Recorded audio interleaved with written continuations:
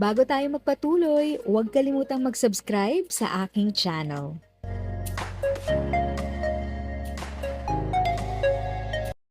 Thank you sa pag-click ng aking video. Good day po sa lahat ng mga nanonood. Sa mga bagong viewers at napadaan lang, by the way, I'm Tita Eda. Welcome to my channel. Ang channel na maghahatid sa iyo ng dagdag kaalaman tungkol sa government services, bagong mga balita at informative videos na galing sa legit na resources. Mag-subscribe na para updated ka. Pag-ibig Safe Loan. Ano ito at paano malalaman ang maximum approved loan amount? Paano ko malalaman kung magkano ang maximum loan amount na ma-approve sa akin? Kasi nga po, lately or since mag-open po yung Pag-ibig Safe Loan, ang dami pong nagsasabi na ano ba yan? 1,000 pesos lang yung approve sa akin, 35 pesos lang po. So ano nga ba? Paano malalaman? Kasi po si Tita Eda, 10,000 pesos po yung na-approve sa akin sa safe loan ko. So sa video po na ito, i-share ko sa inyo paano ko nga ba na-check kung saan ko makikita, kung saan yung net proceeds, saan siya makikita, para make sure talaga na yun ang approve amount sa inyo. So for today's video po, ang atin pong discussion is ano ang Pag-ibig Safe Loan, sino ang pwedeng mag-avail, ano ang requirements. So sasagutin natin lahat yan dito sa video na ito. So keep on watching po! So ano ang Pag-ibig Safe Loan? So ito ay isang short-term loan facility na inilaan para sa mga qualified Pag-ibig members na nangangailangan ng mabilis na financial assistance. At yun nga po, ang layunin nito is mabigyan ng agarang tulong ang mga miyembro kapag may emergency o biglaang pangangailangan. So para ito sa agarang tulong, mabilis na proseso at para sa mga qualified na Pag-ibig members. So madami pa rin pong gustong malaman ano ang requirements ng Pag-ibig Safe Loan at mahalagang dapat alamin. So yun nga po, as I mentioned, ito ay isang short-term loan para sa mga qualified Pag-ibig members na nangangailangan ng emergency cash. So sino ang pwedeng mag-avail? So active at updated ang membership sa Pag-ibig at pumasa sa evaluation ng Pag-ibig funds po. So sa requirements naman po, usually valid government ID lang, active na Pag-ibig membership, at updated contact information. At yun nga po, dapat meron ka rin nung Pag-ibig Loyalty Plus card na AUB or UB or cash card sa Land Bank. Kasi dun po, ipapasok yung or i-credit yung maluloan nyo na amount. So, sino po ang pwedeng mag-apply ng Pag-ibig Safe Loan? So, hindi lahat ng miyembro ay automatic na qualified. So, kailangan active ang inyong membership for the last 6 months at updated ang inyong contributions ayon sa requirements ng programa. So, bukod dito, kailangan ding pumasa sa evaluation ng Pag-ibig Fund. So, kahit qualified ka sa requirements, dadaan pa rin sa assessment bago maaprubahan ang safe loan nyo. So ulitin ko lang po, yung Pag-ibig Safe Loan, para hindi po tayo malito, hindi ito housing loan, hindi ito para sa pagbili, pagpapagawa, pag-ayos ng bahay, hindi rin ito multipurpose loan, hindi ito kapareho ng multipurpose loan, at hindi rin po siya kapareho ng calamity loan. So separate po talaga siya. So isa itong hiwalay na loan program na may sariling qualifications at approval process.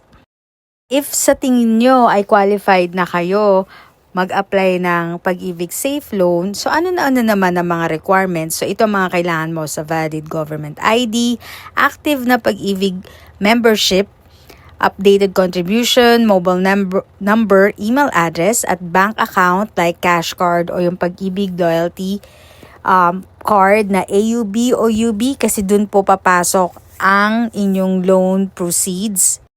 So make sure po na kompletuhin ang mga requirements para mabilis ang inyong application. At paalala po, bago mag-apply ng Pag-ibig Safe Loan, so maaaring may dagdag pang requirements depende sa evaluation ng Pag-ibig. So tips para sa mas maayos na application, siguraduhin na tama at kompleto ang lahat ng impormasyon at documents, gamitin lang ang official channels ng Pag-ibig Fund. At iwasan din po yung mga peking ahente or yung nag-a-assist po online at fixer, hindi nila mapapabilis ang approval ng loan. So dapat prepared ka, mas mabilis, mas madali ang approval ng inyong loan. Dito na po tayo sa exciting part. Paano malalaman ang maximum loan sa Pag-ibig Safe Loan? Kasi nga po madami nagsasabi, ano ba yan, 1,000 pesos lang yung na-approve sa akin, or worse, 100 pesos lang, 200 pesos lang. So para i-check, pumunta po sa virtual website ni Pag-ibig. So dun siya i-visit ang virtual Pag-ibig website, and then piliin either ang calamity loan or short-term loan, and then piliin ang apply. So after po nun, magre-reflect doon ang total na loan mo. So dito po sa left part po, ito po yung actual ko po na Pag-ibig account po. So ayun po, makikita may utang po ako sa multipurpose loan. Meron din po akong maximum loan amount, tapos outstanding balance sa baba. Tapos after all po nung mga yon, meron pa rin po akong nakikita nyo na net proceeds na almost 29,000 pesos. So, ganun po, dahil po more than 10,000 pa yung laman ng funds ng Pag-ibig ko, so kaya yung net proceeds ko, 10,000 din po yung na-approve sa akin last June 25 po. Yun nga po, pag nag-apply po kayo, pwede nyo pong piliin yung payment terms na 12 months, 24 months, or 36 months. So, kaya nasa inyo po yun. Kapag nakita nyo po yung net proceeds nyo na nasa 1,000 pesos na lang, nasa inyo na yung decision kung itutuloy nyo pa ba ang pag-apply sa Pag-ibig Safe Loan. At yun nga po, laging suriin ang net proceeds para sa mas maayos na desisyon. At once makapag-decide na kayo at nakapag-submit na application, so ito naman, paano i-check ang loan application status sa Pag-ibig Safe Loan? So madali lang, ganito yung gagawin. So sabi nga, pag nakapag-submit ka na, pwede mo nang i-monitor ang status nito. I-check gamit ang official Pag-ibig na online services o sa pamagitan ng branch kung saan ka nag-apply. Pero yun nga po, mas madali online lang po. Makikita mo kung application ay submitted, processing, approve, at release po. At meron na rin po akong nagawang video tungkol dito kung paano nyo po i-check yung loan status nyo. Ito po yung video, so kindly check na lang po dyan para sa step-by-step guide. At pag namo-monitor naman po kayo ng loan proceeds nyo, so ito po usually ang meaning ng bawat status. So pag submitted, na isumiti na yung application at for evaluation pa ito ng Pag-ibig. Tapos processing, kasalukuyang sinusuri ang inyong application, and then approve na ang inyong loan application. At release, na-release na ang loan proceeds at ipapadala sa inyong account. So usually po yung release period, dahil nga po ang dami daw po talaga parang nag-a-apply sa Pag-ibig, is nasa 3 to 5 days po. Pag approve na, aantayin na lang ang crediting ng loan proceeds.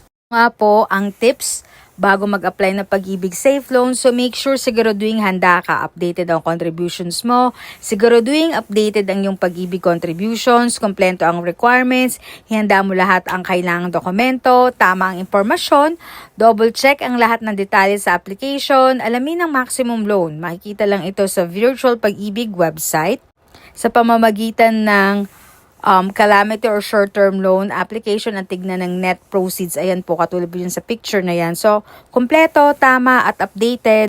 So, mas malaki ang chance na ma-approve ang loan nyo. At para lagi kang updated sa government benefits, i-follow ang Tita Eda para lagi kang updated sa mga balita at benefits. At may tanong ka tungkol sa Safe Loan, i-comment mo lang sa ibaba, baka iyon ang susunod nating video. So salamat sa panonood, ingat po tayo lagi!